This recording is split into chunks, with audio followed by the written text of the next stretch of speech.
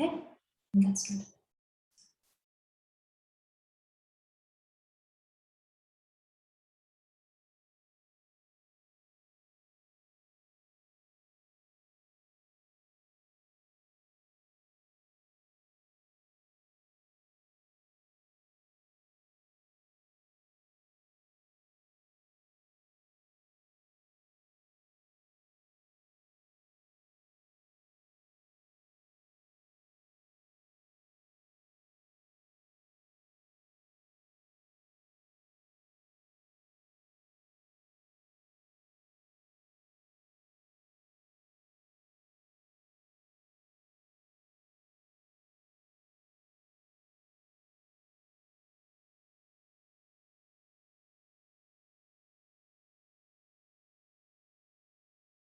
Okay, we'll go ahead and get started. Welcome, everyone.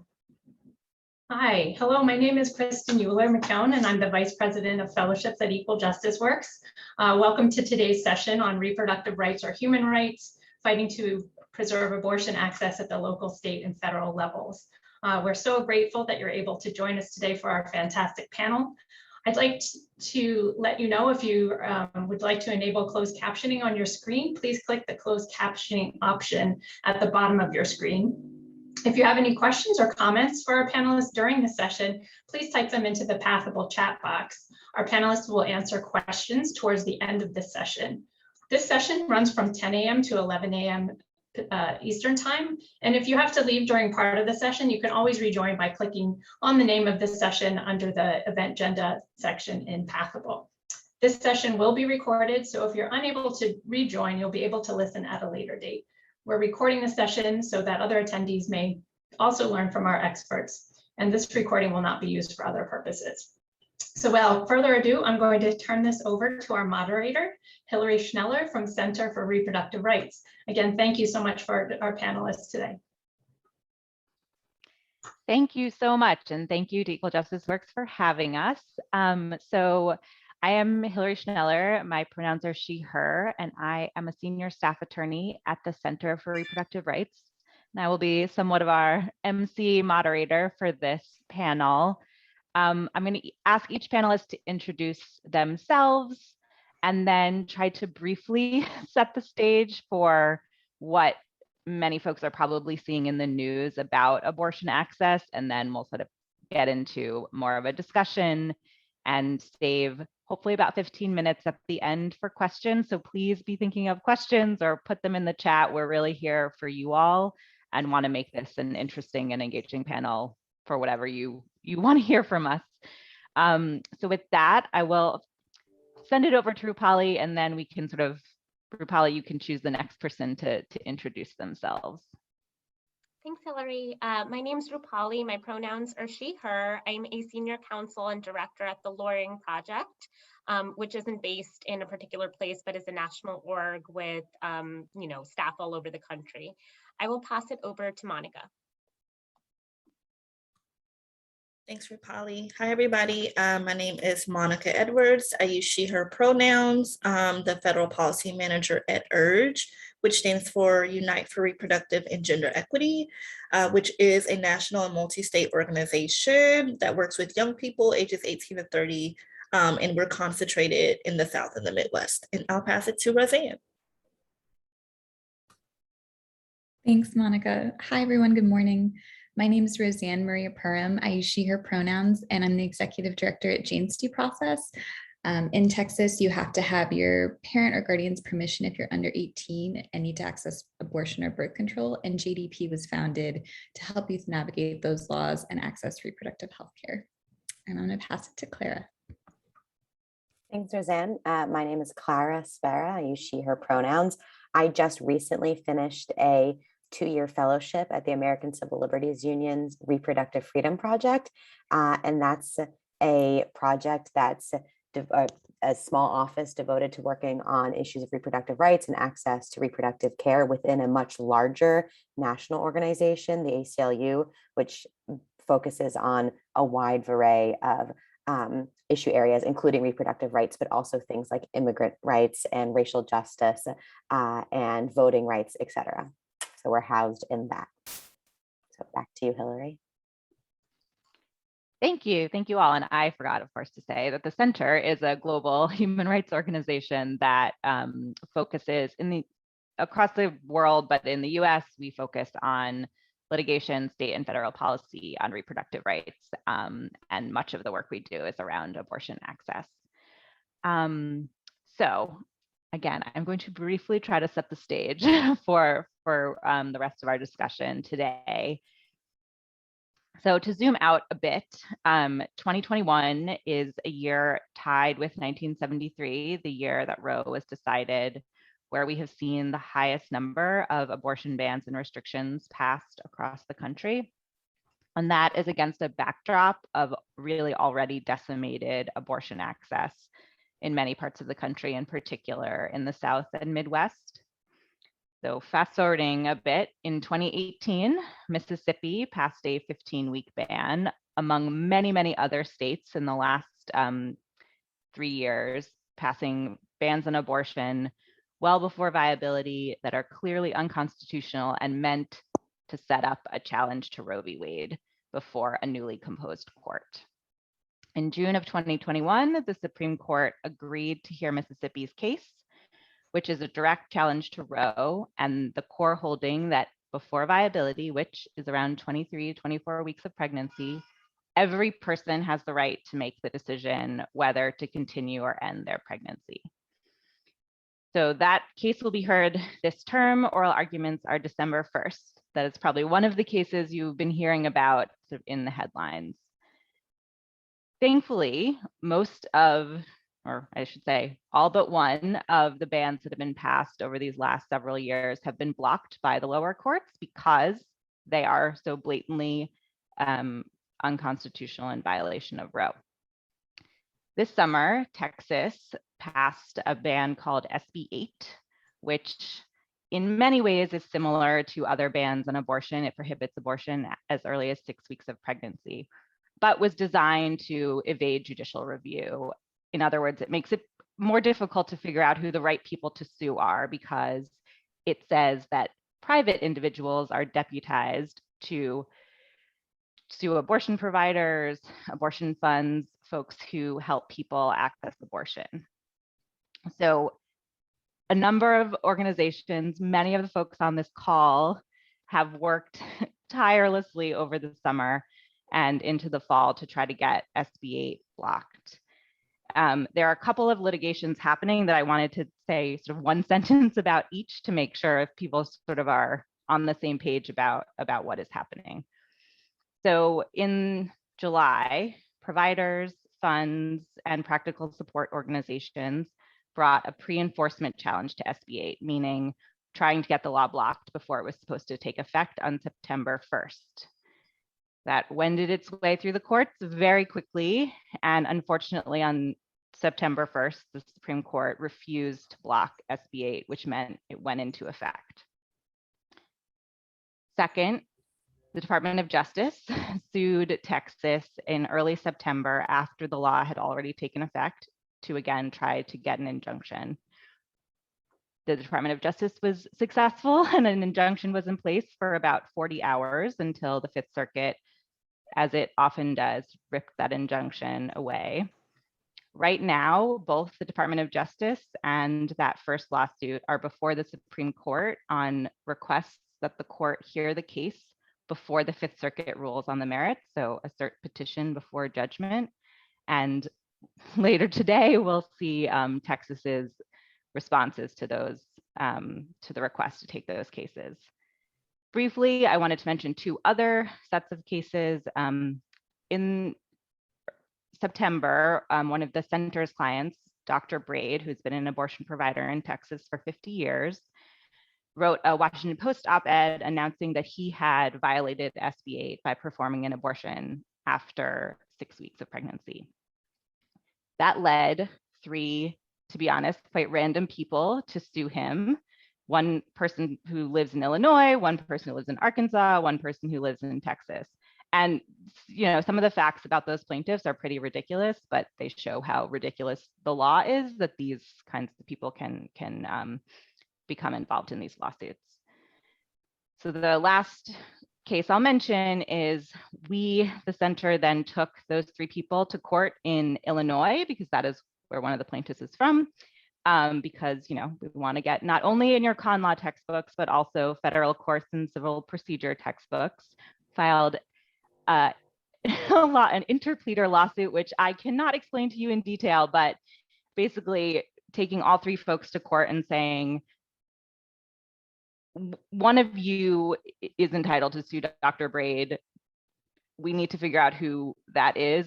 And in actuality, none of you is entitled to sue him because the law you're suing him under is unconstitutional. So another sort of creative way to try to get the law blocked. So I will essentially stop there.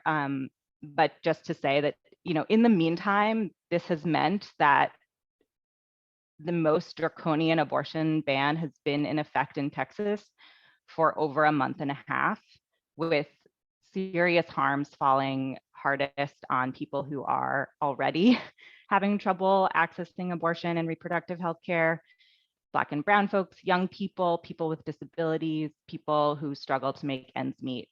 So this has been a really rough time for folks in Texas and the surrounding states, and for many of the people working on this effort to try to get the law blocked and get back to somewhat better status quo. So with that, I will turn it over to Rupali and Rosann to just ask sort of what it has been like to work on these cases. The Lawyering Project and Jane's Due Process have been deeply, deeply involved in all of this effort throughout the summer and through the fall. Thanks, Hilary. Rosann, would you like to start, or would you like me to? If you want to start, that would be great. Yeah. Thank you, Hilary, for that synopsis of like issues that are both really complex and being able to distill that, and also, as you said, I think emotionally difficult for a lot of folks. And so I think my response to that question is that, unsurprisingly, it's been very difficult and frustrating. And I just wanted to highlight a few ways that has panned out, at least from my perspective and from other litigators working on the issue, which obviously is kind of just a sliver of the folks working very, very hard to get this law invalidated. I think on the one hand, as Hilary highlighted, it has been inspiring, and I take pride in the work that the lawyers have done to try to combat the restriction. As Hilary mentioned, the law is unconstitutional not only because it blatantly deprives people of access to reproductive health care, but it is intended to and has thus far evaded judicial review. And so there's that extra layer of unconstitutionality and illegality. And I think the various lawsuits, the way that they've been brought, the voices that the lawyers have tried to highlight is something I played a small part in and I'm proud of. But on the other hand, it hasn't done folks very much good. And I think the discrepancy between, the things that I think we are encouraged to do in law school, which is really perfect our craft over time and do high quality work and be persuasive and compelling, get an A+ in your class, like that just hasn't worked. And there is a big gap between that and then like what folks are living with on the ground. And I have tried to face that down and reckon with it. I think, every day since the law has been in effect. I think the other thing I wanted to highlight, which shouldn't be surprising to anyone, is that, as lawyers, we are in a service-based profession. We have clients, and our ultimate goal and objective and consideration is their well-being and vindicating their interests. And right now, our clients are suffering, and so I think just living with that heaviness since the law has been in effect, and even before, as soon as this was enacted, it did harm for all sorts of reasons, including spreading misinformation and leading folks to believe that abortion has been illegal the whole summer. But I think just kind of dealing with that heaviness and simultaneously finding ways to care for ourselves so that we are in shape to continue fighting, I think has been a challenge. And then the last thing I'll just highlight is, I think something I thought less of when I was a law student, but is more and more relevant, is that I think this experience for me has been a little different in that it feels like, we're fighting for people's lives and well-being. That's kind of what I think drew a lot of us to this work. But I think we're also fighting for the rule of law and for the integrity of our profession. I feel like every court, every instance in which this law has been able to stay in effect, for me, has been a blow to the rule of law. And so I think that's just another big truth that's in the room, and that makes this experience difficult and different.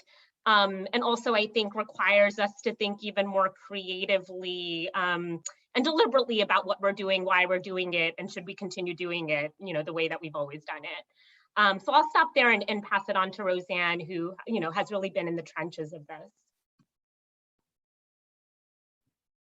Thanks so much, Rupali. And as you were speaking, I was like, this is what zealous advocacy looks like.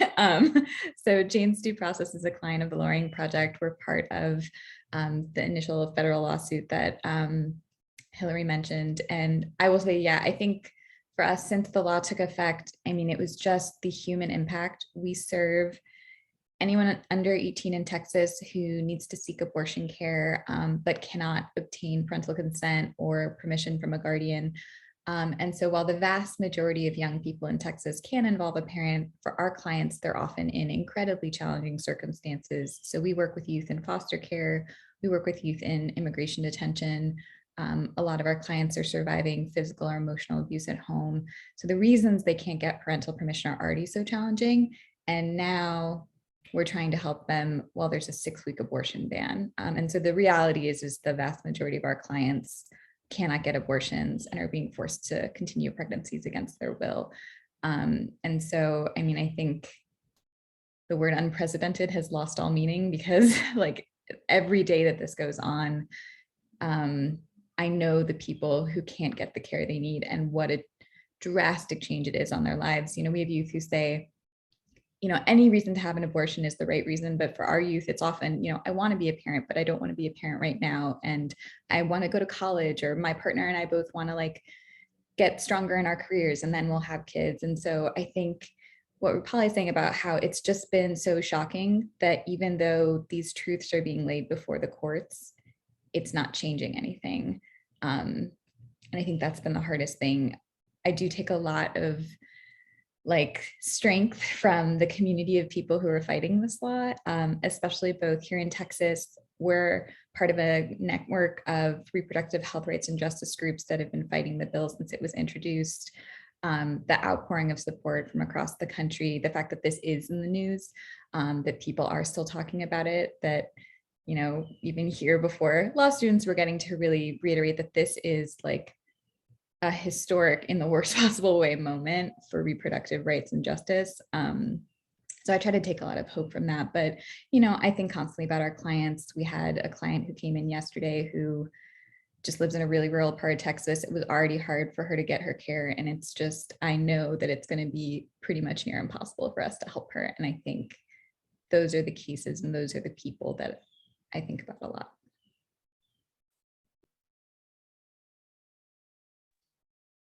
I will say thank you to you both for all of the work and also just sharing it. I think a lot of us are nodding and feeling the same things just about some tension's too weak a word, but between this is what I went to law school to do, and this is what the reality is in some ways of actually getting the opportunity to work on things that we really care about, when it can also be devastating when it doesn't go the way it's supposed to go. So sort of with that, I wanted to sort of transition a little bit into how each of you got involved in this work. I think both Rosann and Rupali were reflecting a little bit that it may have seemed different, however many years ago when you're in law school, sort of thinking about this. But I don't know if anyone wants to volunteer to start. Otherwise, I will call in somebody who wants to start off with this question. All right, if no volunteers, I'm going to call in Clara. You're at the top of my Zoom screen. No problem. Yeah, so I went to law school, like I think everyone on this panel, sort of pre-Trump administration. And when I went to law school, I felt like there was a lot of possibility, and that I was excited about sort of new frontiers of,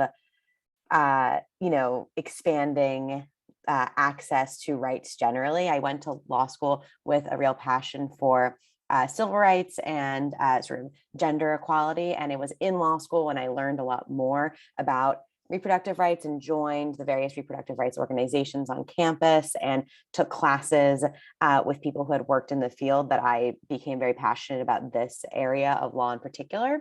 And so my 3L year, I applied for, I wasn't applying for jobs yet because I was going to be clerking for judges, but I was starting to lay the groundwork to do this kind of work after my clerkships. And I was talking to organizations about wanting to work at the intersection of reproductive technology and reproductive rights and the interesting legal questions that raises. And I was really excited about kind of the next frontier of reproductive rights, because things seemed like relatively settled. There were like bad things happening on the margins, but for the most part, it seemed like, we were, federal precedent was pretty squared away, and, we were going to have another Democratic administration. So the federal courts were going to be, A-okay. And then obviously that's not what worked out. That's not what happened. And it only strengthened my resolve to do this work. And by the time I got a fellowship with the help of Equal Justice Works, and I started my fellowship at the ACLU in 2019, so just over 2 years ago, obviously the legal landscape was really different. And I was doing a lot more of what we call defensive litigation, which is litigation similar to what Hilary described, where you try to stop a bad law from going into effect in the first place. So a state passes a law that severely limits access, or either limits or outright bans access, and then stopping that law from taking effect into the first place. And when I had applied for the job sort of 2 years before, that was not what we thought I was going to be doing. But in any event, that's how sort of the last 2 years shook out. But how I got there was just interest, passion, talking to people, and also casting my net wide. It's a exciting field, and there's a lot of work to do, but the amount of work isn't always reflected in the number of job openings. And so that's due to funding constraints, among other things. And so for those who are still in law school thinking about doing this work, I would say, if you can't work at one of the, organizations where reproductive rights is like in the name, in the title, and that's like the main thing that they do, try to think creatively about other places and other avenues where you can do this work. State-based organizations that might have an interest in taking on reproductive rights work, or policy organizations that are interested in building out their legal support as well. But there's a lot of work to go around. Oh yes, there definitely is. Monica, do you want to talk a little bit about how you got involved in this work? Of course. Also, the calling on people is taking me back to law school and the Socratic method, and show the real life trauma happening right now. Well, we can also just go back to volunteer based. That's totally fine. I don't want to add any more stress. No, I'm totally kidding. So how I came into this work is probably a little bit different, because I had no plans to be in the reproductive health rights and justice movement, quite honestly. So I went to school at the University of Alabama, and then eventually the University of Alabama School of Law. And when I first started, I thought I wanted to do the traditional legal route, maybe do some work in prosecution, or maybe become a defense attorney. Wasn't really sure, but I knew I wanted to be something like in the criminal justice related field. And then met these amazing professors that became my mentors, Richard Delgado and Jean Stefanczyk, which are kind of like the inventors of critical race theory in the law. And they're just amazing people. And so I kind of just got mentored under them through my 3 years in law school. And so I was like, okay, I'm not gonna do, fast forward to 2 years, I'm not gonna do like any criminal defense or prosecution work because the criminal legal system is a scam. And I was like, okay, so what am I gonna do now? And then they were like, oh, there's this like fellowship called If When How. Oh, sorry, I muted. It's called If When How. And so it's like a reproductive health rights and justice fellowship. And I was like, what's that? And they were like, so basically you become a fellow. You'll go to Washington, D.C., and you'll basically kind of like sort of intern, but become a fellow with these reproductive health rights and justice orgs. I was like, okay, cool. I'll apply, but I wasn't like sold on it because traditionally and quite honestly, I had always thought about the reproductive health rights field as a very cisgender white woman centered field. And as a Black queer woman from the South, I was like, where do I fit in this movement? But I applied anyway because I needed a job and ended up luckily getting the fellowship. And so during that fellowship year in 2018, which is where I met my great friend Rosann, I started working at URGE as the RJ fellow. And then so fast forward to 2019, I got offered the position to stay on as the federal policy manager. So I transitioned from sort of the fellowship work to now doing like federal policy work and kind of handling the national federal policy portfolio for URGE. So I was not planning to do any reproductive health rights or justice work at all. Thought I was going to end up in like family law by my 3 year and then ended up in this field, but I definitely don't regret it. It's probably one of the best decisions I've ever made, is to go into the policy work. And I've met a lot of amazing people because of it. A lot of them are on this call, so.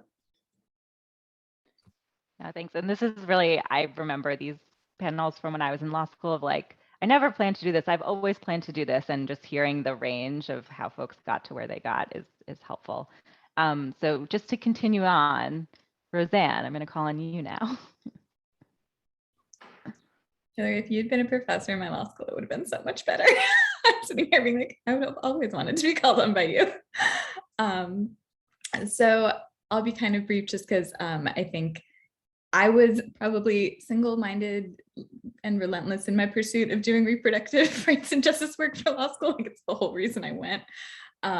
I basically had always known I wanted to do something in like gender equity, but in college, I wasn't quite sure what that was. So when I graduated college, I actually took a job at a reproductive health group called the Reproductive Health Access Project, and their mission is to integrate abortion, contraception, miscarriage, all just back into primary care medicine. And they had a really strong focus on access in rural communities and underserved areas across the country.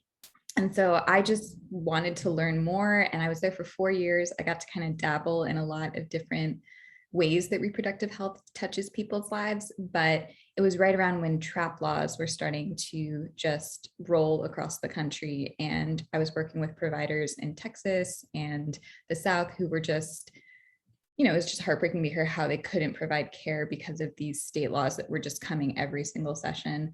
And I think that's how I realized I wanted to do law and go to law school. And I was very committed to going to school in the South. I'm originally from Ohio, which has lots of the same laws as Texas, but because I had been meeting and working with people in the South, I kind of wanted to make that commitment. And then I got to the University of Texas School of Law, and very similar to Monica, I met a lot of mentors and people who helped me kind of create a path. And my path is a little funky. I actually interned at Jane's Due Process in law school. I was a summer legal fellow.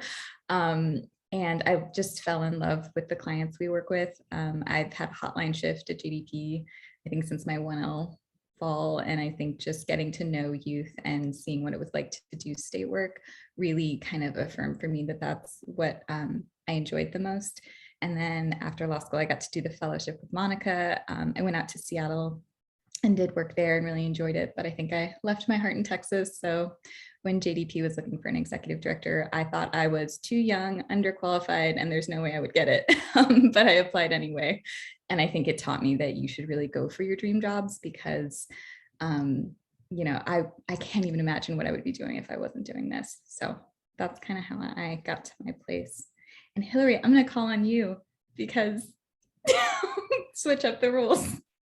I was gonna like just try to follow Rupali, but okay, I'll thank you for calling on me. So it was pre-med in college, kind of just like automatically was like, I don't know, I should go to college and then like go to more school and do something useful. You know, healthcare providers are useful.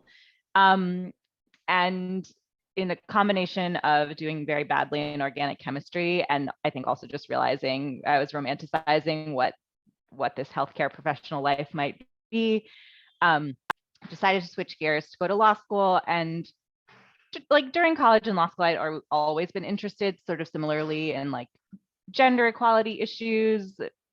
I did a sexuality and gender law clinic in law school, which was fantastic and actually helped me like, oh, this is why I'm in law school, like doing actual real projects for folks and not just reading case books.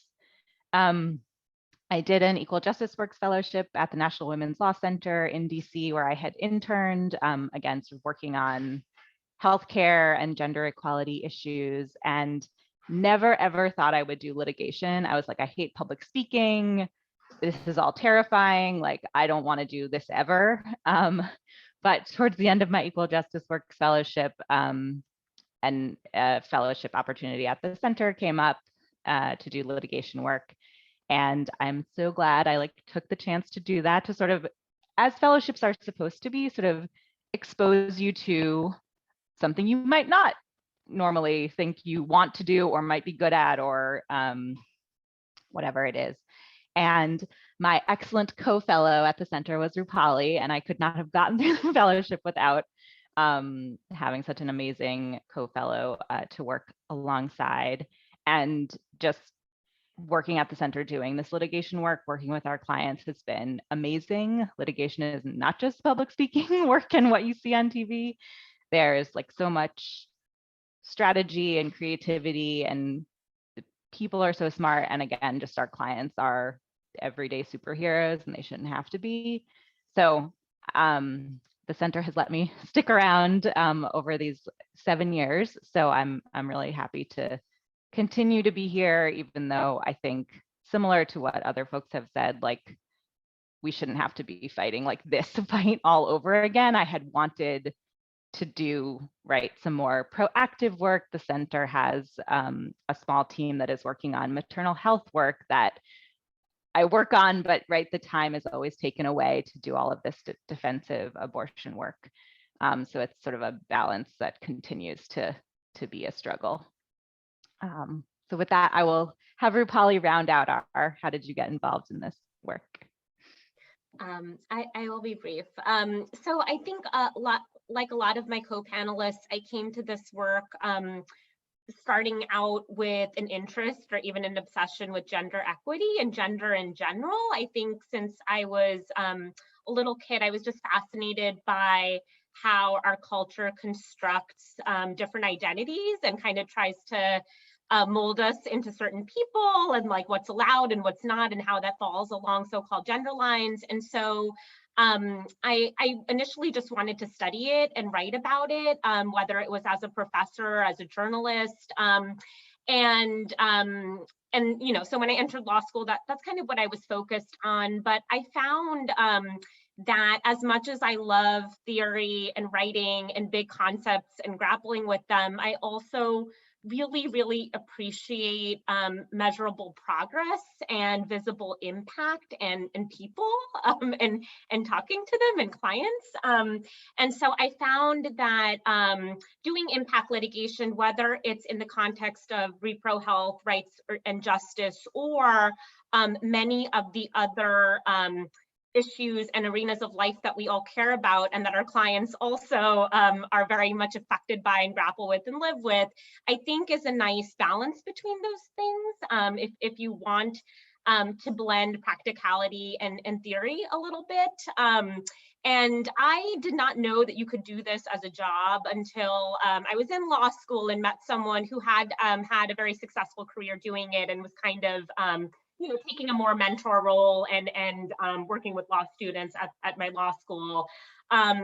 And initially, I had actually misgivings about doing public interest work, which I know sounds a little odd, but I think oftentimes people talk, the way that firms come up in these sort of conversations is as a negative presence, maybe, like law firms, traditional big law firms. And I always felt actually, conversely, that I was being selfish by not taking one of those jobs and like helping my family and like trying to move up like economically, and like it was actually like a decision I kept either like stalling or just refusing to accept that I had made, but ultimately I just felt like I was drawn to this sort of work, and I at the end of my life want to feel like I was useful in the way that I could be useful, and did some, contributed to some positive change. And you can certainly do that at law firms, but for me, I think this is kind of the way that I'm best suited to do it. And so I've sort of made peace with that. But I just wanted to touch on that because I think it's not something that often comes up, but I imagine other people grapple with privately too, who maybe feel like they're entering a different world by taking any of these jobs or making this their profession.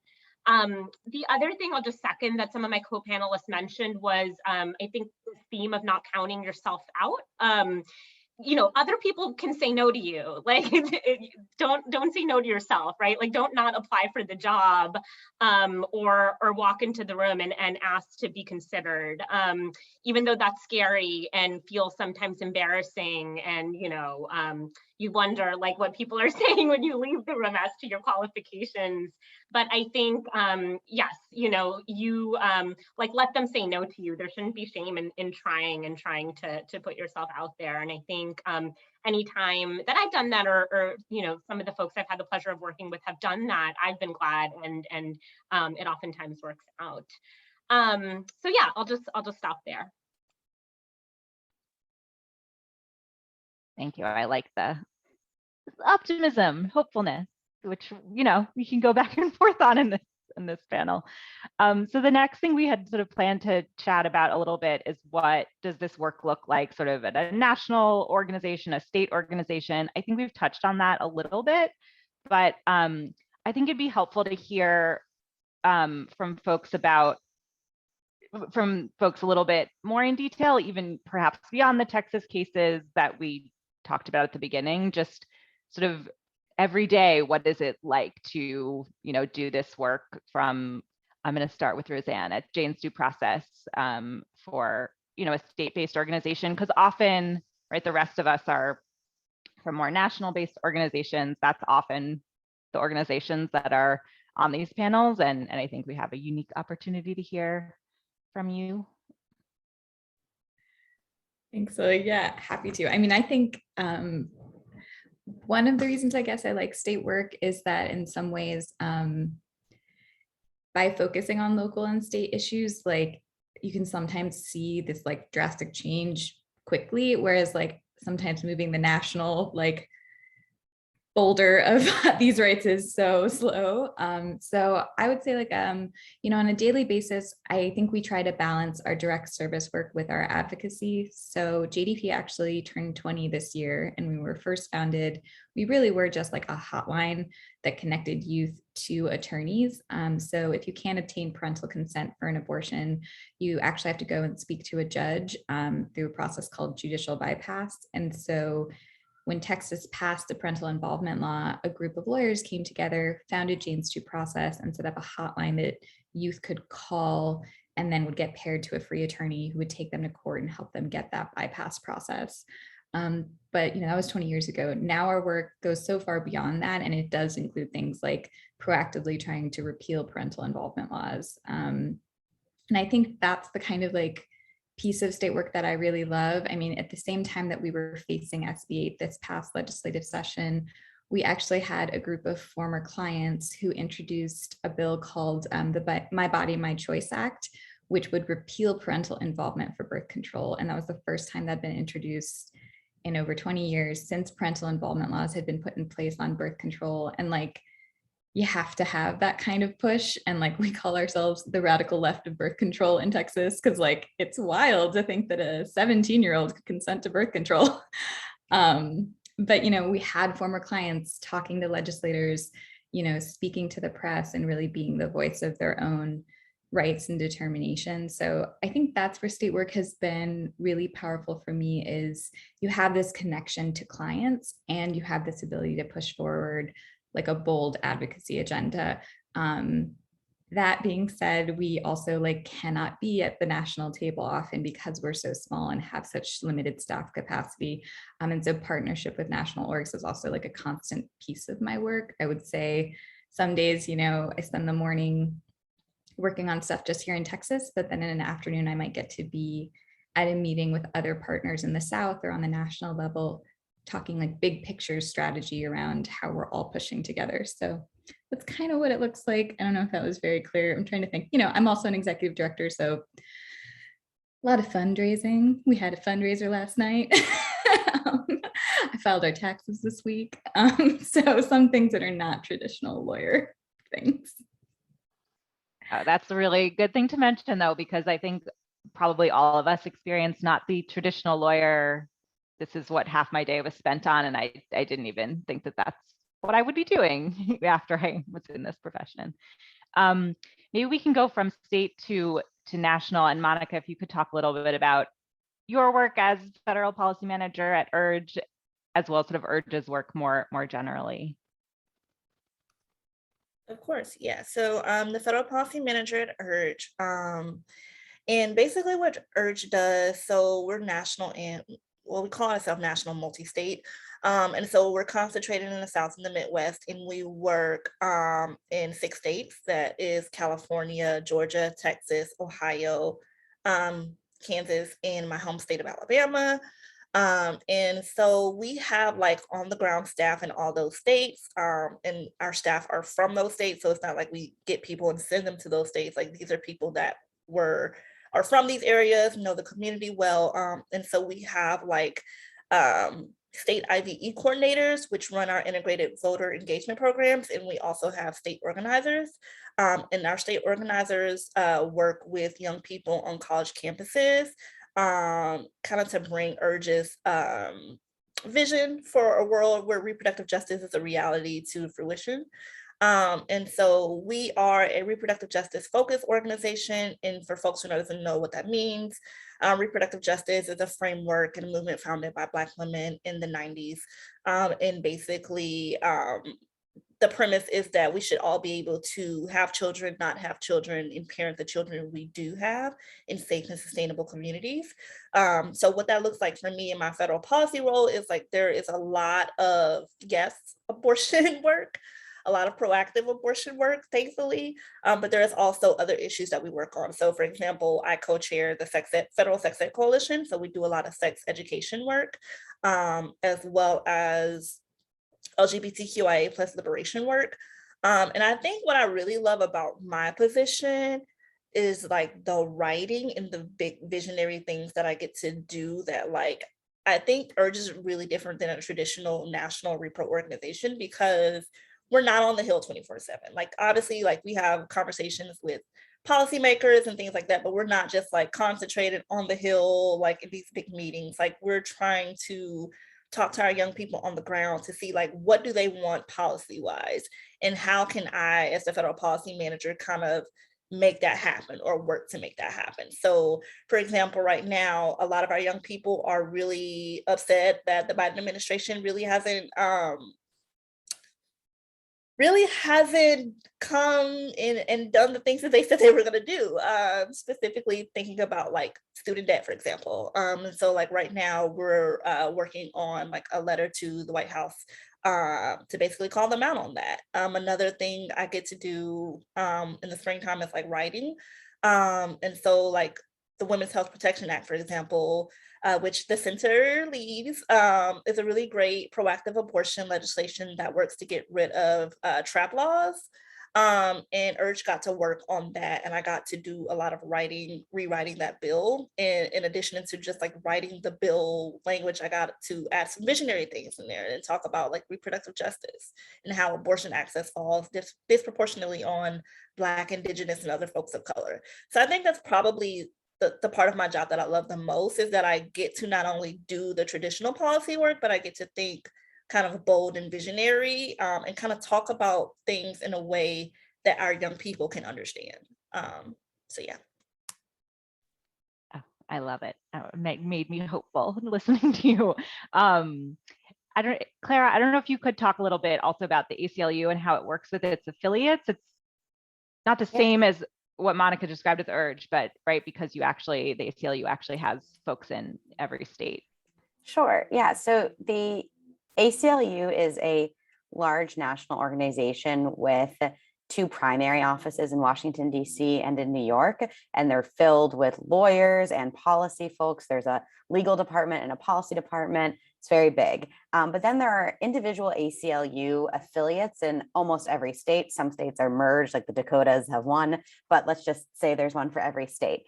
And depending on the state, the ACLU affiliate can be a really robust standalone legal office with experts in different fields, or some of our affiliates have 1 or 2 full-time lawyers. And so at the national organization, we partner with and support our affiliates, and we do that in very different ways depending on what that affiliate looks like. So, you know, the affiliate in Illinois, in Chicago, they have a standalone reproductive rights office. And so we very rarely, you know, go into Illinois and, you know, we will be involved in conversations anytime there's sort of a reproductive rights adjacent lawsuit happening at any of our affiliates, but we might not even make appearances in a case that the ACLU of Illinois is leading. On the other hand, the ACLU of Alabama really needs more support. And so when there are, you know, lawsuits that we want to bring in Alabama, my former office, the Reproductive Freedom Project, will be much more involved there. And so I think that working at a national organization with state affiliates or state partners, if it's not as formal as it is at the ACLU, comes with pros and cons that when, you know, you as law students are thinking about where you might want to intern or where you might want to start your careers, you should think about.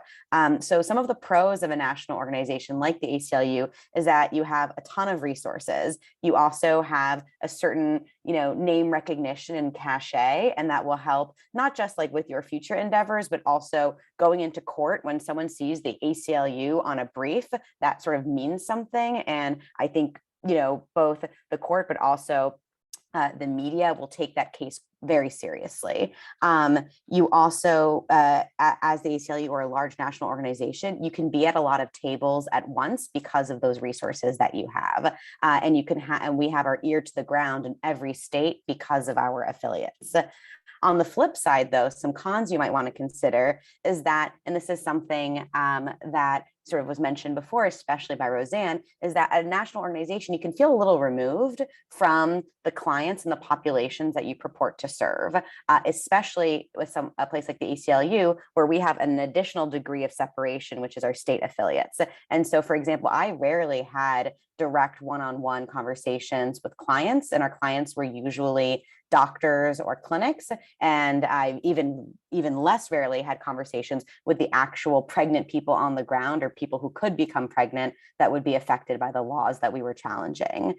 It also means that a large national organization is not always as scrappy or as innovative as a smaller organization, a state-based organization, or an organization that's just getting its feet off the ground, that's willing to take more risk because they don't have a national reputation or sort of like institutional investors and funders that they have to worry about. So just some things for all of you to think about, not just, and these aren't specific to the ACLU, but these are certainly things that I thought about before I applied and while I was there. Excellent, thank you. So I was going to remind folks, we have about a little more than 10 minutes left. So I'm going to remind folks that if you have questions, please put them in the chat. We are here for your questions. So I'm going to check with Kristen to see if we have some questions. why Hi, don't everyone. we start with some questions if we have them already, and if not, we can go back. Sure. Participants, I look forward to seeing some additional ones in the chat box, but I can start us off with this one. First, again, thank you for the important work all of you are doing. Thank you very much. I know you're right on the front lines of some very challenging issues and some very challenging times. In that context, I'll share one question. Has the public debate around reproductive rights had any impact with some of the public discourse around vaccine mandates at all, with mandates at the local, federal, and state level around whether people should be directed to have a vaccine? Yeah, so I think just to maybe add a little more to that, we see a lot of sort of my body, my choice reflected in opposition to vaccine mandates. I have some thoughts on it, but I don't know if anyone else wants to take a stab at this first. Okay, well, this is honestly this is maybe not the most legally developed thinking on it, but yes, I think we have seen some interesting arguments from people who are opposed to abortion, relying on all of the cases that support bodily and decisional autonomy, saying that those cases allow them to reject the ability to reject vaccine mandates. Some of those have gone to the Supreme Court on emergency requests to block vaccine mandates, and many of them have just been shooed away by the court. But I think, to me, one real basic difference is that an individual's decision whether to continue a pregnancy or not is about their own decision. It doesn't have an impact in that moment on the rest of the community, right? Of course, it has an impact on their family and, their future and that, but I just mean that the particular decision is an individual one, whereas an individual's decision not to be vaccinated has an incredible impact on the community. Vaccine mandates are out there and accepted. They've been around for 100 years because they are public health measures. So I think the comparisons are, on the surface, they may sound intriguing, but are ultimately, pretty weak and really twist what the rights at stake are. If I have that wrong or anyone else wants to add to that, please jump in. I'll just add one thing, and it's also, I think that was super helpful, Hilary, and I agree with all of it. I'll just say, you would think that, with the caveats aside that Hilary highlighted, you would think that somebody who believes so strongly in bodily integrity would surely believe in folks' access to abortion care and other reproductive health care. But, at the end of the day, I think this isn't about whether someone has a commitment to bodily integrity. These restrictions are very intentionally about harming very vulnerable people and fit into, I think, a much larger picture. And when you look at the states that these panelists work in and have worked in for years, you see a lot of parallels in terms of what the states are willing to invest in other healthcare, in public benefits, in childcare.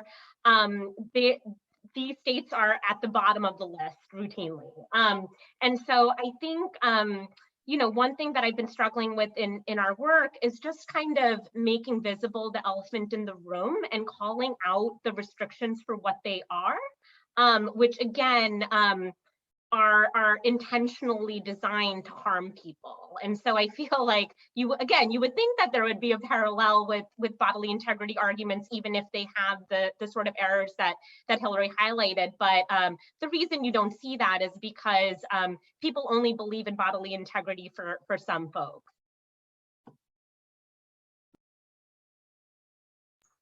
Thank you. Thanks for that. I'm not seeing any other questions in the chat box. So we can round it out unless you would like to make any kind of closing remarks, Hilary. Yeah, I don't have any closing remarks. I wanted to give the opportunity for everyone on the panel just to see if you have any last thoughts or advice for law students. I think, right, folks, that came out through what folks have already mentioned during the panel, but any, last things that you really wanted to say, can give the opportunity before we close out. I can do something. So I think I would just say that, so much of what we talked about is how deeply tied like reproductive freedom is to like all sorts of issues that people who do public service work care about. And yet somehow we also, I think, our work gets siloed. I felt very isolated in law school. There was no clinic that did the work I want to do. There weren't that many classes. It took me until my last semester 3L to be able to take a class on reproductive rights and justice. So I think be an advocate if this is something you're passionate about, and be an advocate in whatever institution you're in. So if you're still in law school, like push for these classes, push for this conversation. If you're going to go into, corporate law, like push your firm to do pro bono work related to this. If you're going to go into public interest and it's a field that has an intersection, I work constantly with my friends who are in immigration and in public defense because incarcerated people need access to reproductive health care. So just know that like every time you say the word abortion to someone you care about and you want to have that conversation with them, you're making a difference. And I feel that we're in this moment, both because of like massive systemic inequality and institutional racism, and the internalized stigma that we all carry when it comes to this work, and that every conversation we have and every time we talk about abortion openly, kind of changing the narrative. So just a lot of gratitude for folks spending their morning with us. I just want to pick up on something Rosann just mentioned about sort of the intersection of this work with a lot of other work. And this also goes back to what Monica was talking about in terms of just like the tenets of reproductive justice, and that if you're interested in this work, you don't have to be tunnel visioned in terms of only applying to organizations that have the word, reproductive rights or, in the title. And that there are so many areas of law that touch on reproductive justice that you can be creative. If you were really hoping to get a summer internship at the Center for Reproductive Rights and it didn't work out, you should think about maybe there are immigration law based offices where I could do work related to reproductive rights, or maybe there's a organization that focuses generally on juvenile justice. Maybe they need someone who wants to do bypass work, and there's lots of creative ways to get at this work. And so don't be demoralized if you think there are only sort of like 3 or 4 major organizations that you have to work at in order to do this work. And I think this panel is really representative of the different paths that people can take. And, as I mentioned, I just finished a fellowship and I actually don't know what I'm doing next, and I'm okay with it. But I feel comfortable with that because I know that should I want to continue to do this work, I have so many options. And so I hope I don't only speak for myself when I say that you should feel free to contact anybody on this panel with more questions or, about how to do this work or anything that this panel raised. But don't be discouraged. We need all the help we can get, all hands on deck, and the deck is very, very big. I just wanted to piggyback on that. I think I agree with all of that. And I think in addition to considering and being open to different areas of law, and obviously you have to build your skills in whatever position you're going to be in, you're going to want to do it well. I would encourage people also to gain experience in areas outside of the law that could inform this work. I think one of the issues, or I guess just the challenges I face at a national org, are really keeping my ear to the ground and making sure that when I am serving as a lawyer, which really is translating my clients' experiences to the court, I think, in a persuasive way, I'm doing it accurately. I'm actually conveying what patients are experiencing, what their communities are experiencing. And that is a very, very hard thing to do if you haven't done community work, if you haven't done direct services work of some kind. Again, it doesn't have to be legal. But I've found that the experience that I had doing that sort of work has really, really been helpful. And so, consider like volunteering in your spare time, working in the foster youth system. Like our clients are so diverse and they're facing so many different challenges, and really understanding those will only, I think, make you a better attorney if that's the path you choose.